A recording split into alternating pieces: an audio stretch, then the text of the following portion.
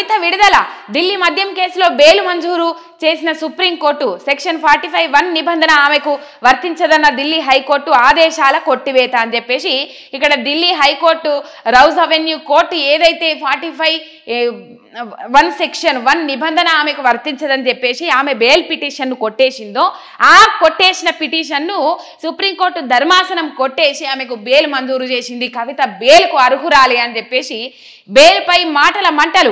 భాజపా భారాస కుమ్మక్కుతోనే కవిత విడుదలన్న కాంగ్రెస్, ఆ వ్యాఖ్యలు ఉపసంహరించుకోవాలన్న భారాస. ఇది భారాస కాంగ్రెస్ల సమిష్టి విజయమన్న సంజయ్ పై సిజేఐకు ఎక్స్ ద్వారా కేటీఆర్ ఫిర్యాదు అని చెప్పేసి ఇక్కడ వార్త చూస్తా ఉన్నాం.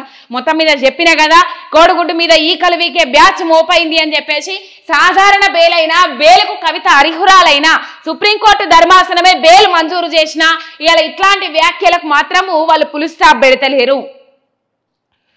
ఏదైతే కేటీఆర్, హరీష్ రావులు మొన్న ఎవరైతే పార్టీ మారినరో, పార్టీ మారిన బీఆర్ఎస్ ఎమ్మెల్యేలు ఎవరైతే ఉన్నారో వాళ్ళ మీద అనర్హత వేటేయాలని చెప్పేసి సుప్రీంకోర్టు న్యాయవాదులను కలిసేందుకు పోయినా కూడా ఇక్కడ బీజేపీతోని మంత్రాలు జరిపించేందుకు పోయినరు. ఇంకా రేవంత్ రెడ్డి స్వయాన ఒక ముఖ్యమంత్రి స్థాయిలో ఉన్నా అని మర్చిపోయి కేసీఆర్ కు గవర్నర్ పదవి, ఇంకోళ్ళకి ఇంకో పదవి, అందుకే బీఆర్ఎస్ పార్టీని విలీనం చేస్తా ఉన్నారు. హరీష్ రావుకు ఆ పదవి, కేటీఆర్ కి పదవి, కవిత కోసం బిడ్డను బయటికి తెచ్చేందుకు దండలాడుతాడు కేసీఆర్ అని చెప్పేసి మాట్లాడిండు రేవంత్ రెడ్డి.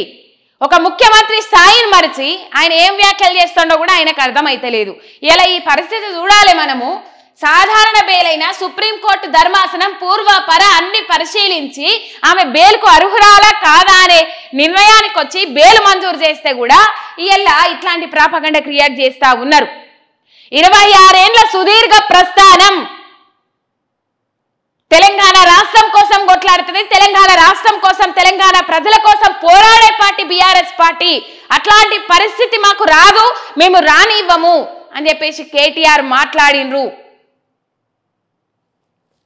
మొత్తం మీద తెలంగాణ రాష్ట్రాన్ని సాధించిన పార్టీ. ఇప్పుడు ఎందుకొల్లా ఇప్పుడు బీజేపీ నుంచి 8 మంది ఎంపీలను గెలిపిస్తే ఏమైనా ఫాయిదా ఉన్నదా తెలంగాణ రాష్ట్రానికి? కాంగ్రెస్ నుంచి 8 మంది ఎంపీలను గెలిపిస్తే ఏమైనా ఫాయిదా ఉన్నదా రాష్ట్రానికి? ఇలా రాష్ట్రం కోసం, రాష్ట్రం డిమాండ్ల కోసం పార్లమెంట్ లో ఒక్క ముచ్చట కూడా ఇనబెట్టని బీజేపీతో చేతులు కలిపి బీఆర్ఎస్ పార్టీ తెలంగాణ ప్రజలకు అన్యాయం చేస్తుందని ఎట్లా మాట్లాడతారు వీళ్ళు? అంటే ఏమన్నంటే వన్ సైడ్ మాట్లాడుతున్నారంటే మరి మీ 8 మంది 16 మంది ఎంపీలు మొన్న బడ్జెట్ సమావేశాలల్లో, కేంద్ర బడ్జెట్ సమావేశాలల్లో తెలంగాణ రాష్ట్రానికి తెచ్చింది ఎంత? గుండు సున్నా. మళ్ళీ వాళ్ళే గాడిద గుడ్డ ఎంబడేసుకొని గాడిద గుడ్డ ఫ్లెక్సీలు కట్టి వాళ్ళు మళ్ళా హైలైట్ అవుతారు. అట్లా కనీసం తెలంగాణ రాష్ట్రం కోసం కొట్లాడింది లేదు, పోరాటం చేసింది లేదు.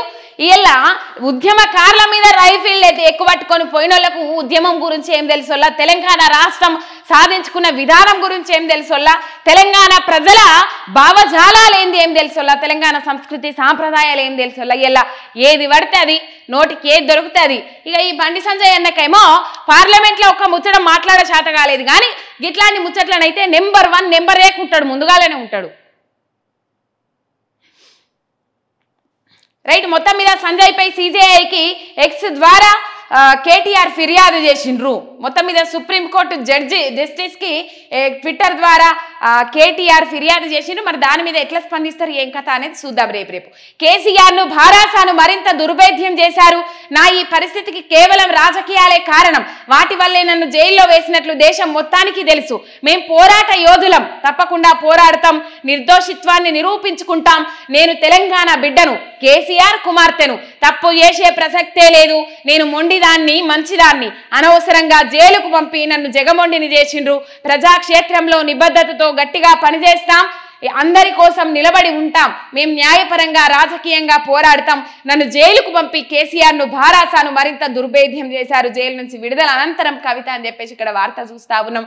కుమారుణ్ణి, కేటీఆర్ ను, అటు పోతే వాళ్ళ భర్తను పట్టుకొని ఏడ్చి భావోద్వేగం వ్యక్తం చేసింది కవిత. కొన్ని ముచ్చట్లు కూడా మాట్లాడింది. ఆ ముచ్చట్లు ఈ ముచ్చట్లే, ఆ మాటలే, కానీ ఒక్కసారి వినబెడతా మీకు.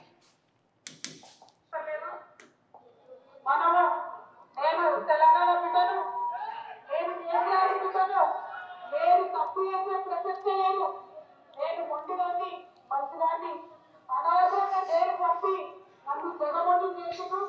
ఇంకా ప్రజాక్షేత్రంలో గట్టిగా పనిచేస్తాం, కమిట్మెంట్ తో పనిచేస్తాం, అందరితో కూడా నిలబడి ఉంటామని తెలియజేస్తున్నాం. We were always tough, we are fighters, we will fight it out legally, we will fight it out politically. We were always tough. By sending them to jail illegally, they only made PRS and KTR team unbreakable. Thank you, Jai Telangana, Jai Hind. ఆ మాటలు మాట్లాడినరు కవిత. బయటకు వచ్చిన తర్వాత నేను మొండిని మంచిదాన్ని, అనవసరంగా రాజకీయ దురుద్దేశంతో నన్ను జైలుకు పంపి ఇంకా మొండిదాన్ని తయారు చేసిండ్రు, కంపల్సరీ కమిట్మెంట్ తోని పనిచేస్తాం, ఇంకా గట్టిగా పనిచేస్తాం, ప్రజాక్షేత్రంలో పనిచేస్తామని చెప్పేసి మాట్లాడినరు. కేసీఆర్ను బీఆర్ఎస్ పార్టీని దెబ్బతీయడం కోసమే నన్ను జైల్లో పెట్టిండ్రని దేశం మొత్తం తెలుసు అని చెప్పేసి కవిత మాట్లాడినరు. ఆ మాటలు ఇక్కడ హైలైట్ అయినాయి.